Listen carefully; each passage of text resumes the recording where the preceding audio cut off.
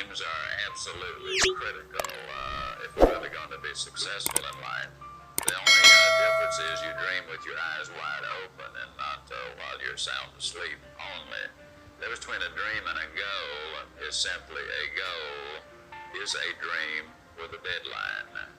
So we need to have that vision and that dream, and then we need to start going through the process, the formula of working towards reaching it.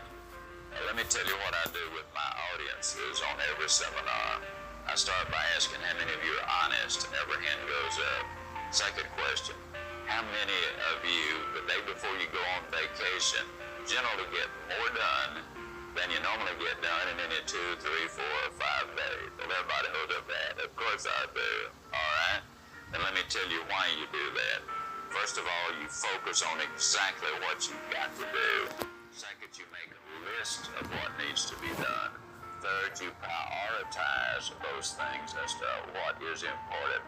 Fourth, you get after them with a considerable amount of enthusiasm. Fifth, you accept the responsibility that if you don't do it, somebody else is going to do it. Sixth, you make the commitment to do it. And seventh, you become a team player. Now, if it works that well before you go on vacation, why not do it every day?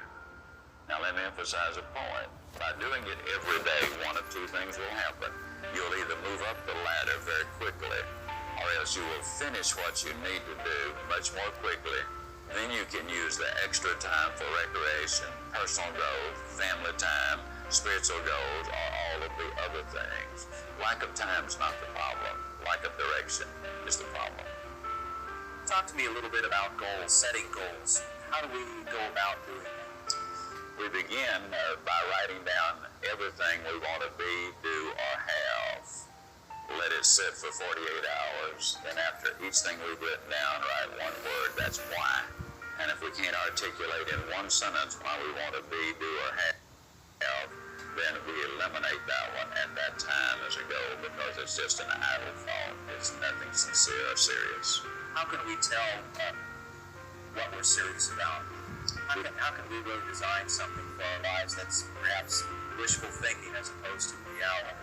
Well, actually, there's 7 steps. You look at what it is that remains on your list, and then you write down number 1, why do. You write the goal down as number 1. Number 2, why do I want to reach this goal? In other words, what will my benefits be if I reach this goal? Number 3, you identify the obstacles that you'll have to overcome to get there. Number 4, you spell out the people, the groups, the organizations you need to work with to get there. Number 5, you identify what you need to know to get there. Number 6, you devise a specific game plan to get there. And number 7, then you put the date on it. By the time you've done that, that will eliminate another 90% of all the things you've written down, and that saves you enormous amounts of time. So many people for so long have been told so many times what they cannot do, they really don't know what they can do. They have no idea what they want because they don't know what's available for them. And that's the key for them. They can see where you or anybody else could get it, but not me. The image they have of themselves, the picture they have of themselves is not that of a winner. And until we can persuade them to change the picture and show them how to change that picture, they're not going to set those goals, because they say in their own mind, I can't get them anyhow. What's the use? That's the problem there. How can a person create a healthy self-image if perhaps they don't have a great opinion of themselves?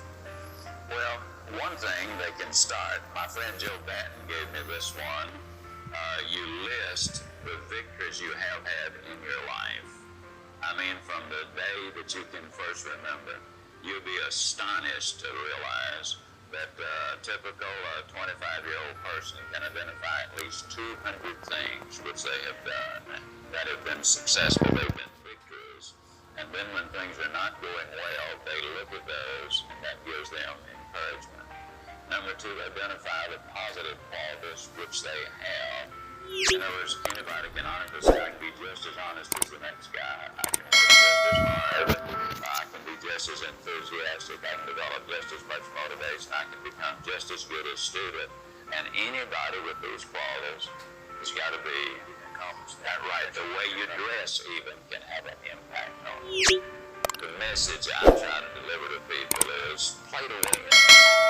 Don't play to avoid loss, because the things you fear, the things that's going to happen to you. Set that target on something positive.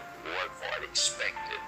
Robin Knight at Indiana University says the will to win is nothing without the will to prepare to win. See, everybody wants to win, but are you willing to prepare to win? One of the major points I often make is what you do off the job determines how far you go on the job. Every athlete, every actor, every singer, every entertainer knows that. Most doctors and attorneys and professionals know that. Specific example, in the typical American plant, the hourly wage earner watches 30 hours of TV a week. The person in charge of the line watches 25 hours of television a week. The foreman watches 20 hours a week.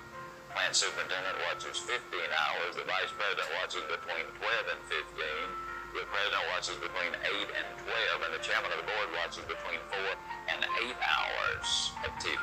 And 50% of that time, he or she is watching training videos. Now, my question is, what would happen to that line worker who watches 30 hours a week if he were to take away 10 of those hours a week and study and plan and prepare? I can guarantee you wouldn't stay on the line very long.